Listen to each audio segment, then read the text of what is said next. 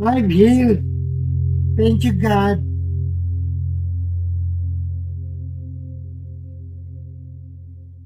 Last 2025, I survived all my BIR reports and financial documents.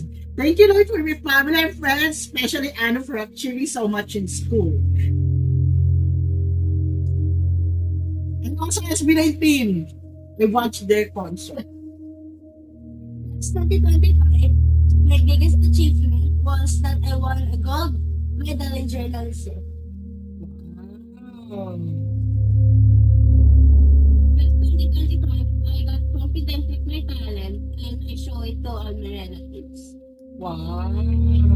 Since 2025, my achievements are tumaas yung grade ko, nakumpleto ko yung simbang gabi, nagkaroon ng laptop, and natapos and may natutunan sa work immersion.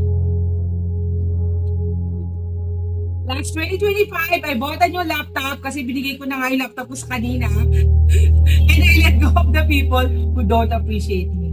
Yay! Last 2025, I survived even when giving up was the easiest option. Nice.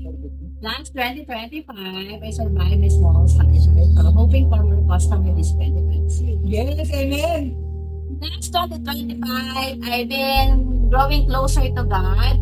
I've been patient to myself and I appreciate all the blessings, especially my family and friends. Thank you!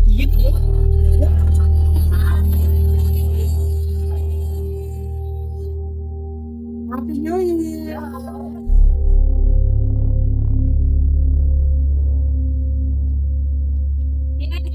Yay! Thank you. Ayun na, perfect natin. Yeah,